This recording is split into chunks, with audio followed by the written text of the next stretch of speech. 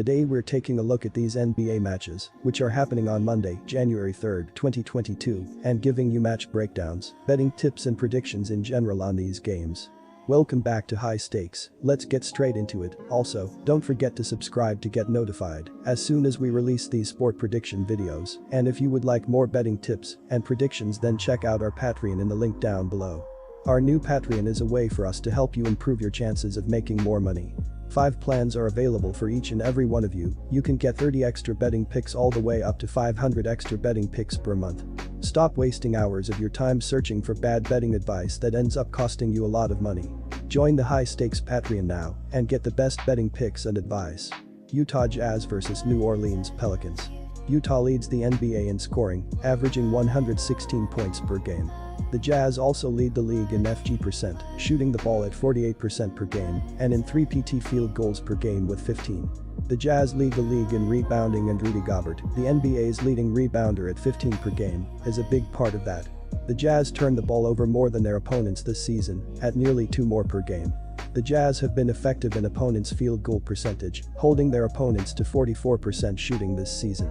The Jazz should benefit from the Pelicans' reduced firepower in this game due to COVID and injuries. Jonas Valanciunas being out is a major problem for the Pelicans. It essentially leaves them without their leading rebounder and second leading scorer. That isn't a problem you want to have when dealing with Rudy Gobert in the front court. The Jazz's star center is averaging a ridiculous 15 rebounds per game to go along with his 15.7 points. He's a monster down low and an absolute mismatch for Willy Hernangomez. It could turn into a rebounding drought for the Pelicans and a second chance shooting soiree for Utah.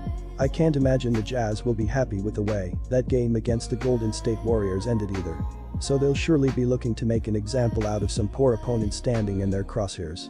That opponent will be a Pelicans team down Valanciunas and possibly even Brandon Ingram as well. The team's star forward is listed as questionable to play with an Achilles injury.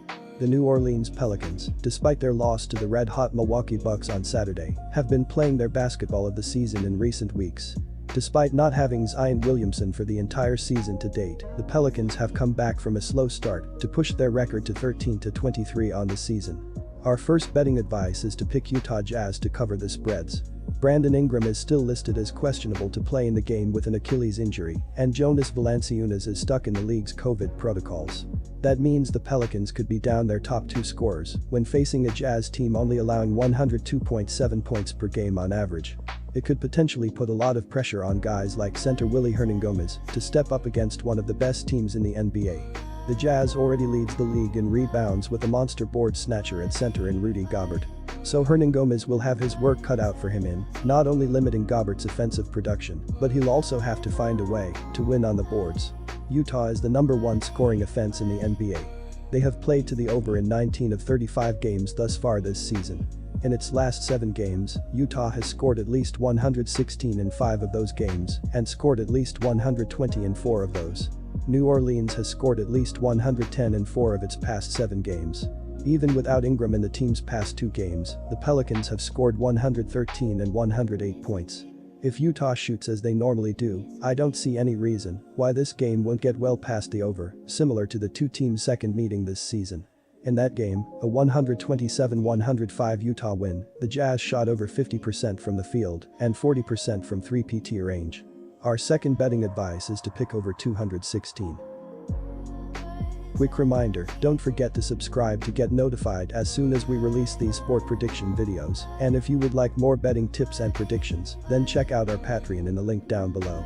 Our new Patreon is a way for us to help you improve your chances of making more money. 5 plans are available for each and every one of you. You can get 30 extra betting picks all the way up to 500 extra betting picks per month.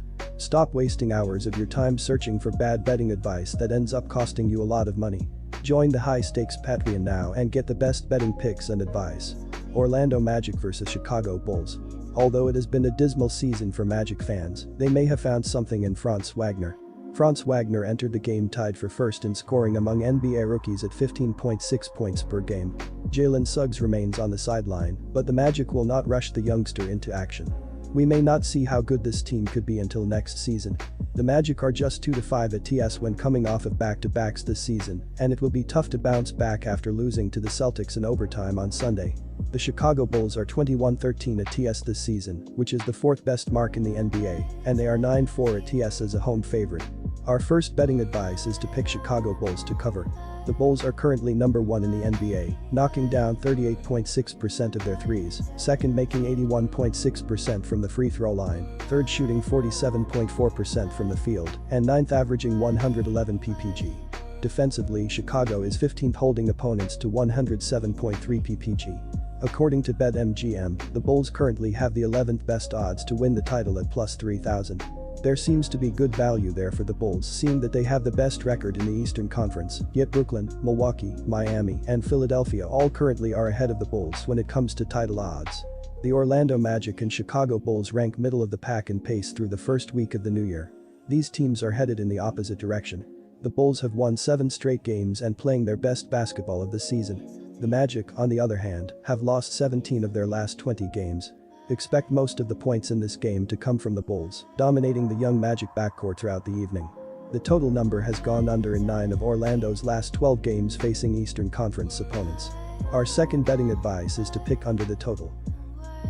Detroit Pistons vs Milwaukee Bucks.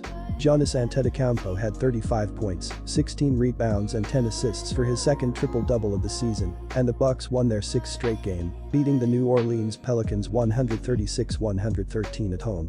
The 27-year-old Antetokounmpo now has 27 career triple-doubles. Sometimes the best move in the NBA right now is simply betting the team that has more of its regular rotation available, and with the Pistons just getting a few players back from COVID absences while still missing key members, Detroit can't be counted on to be even competitive. This would be a tough matchup even at full strength, as Milwaukee has absolutely dominated this matchup, and the Pistons don't have the firepower to keep up.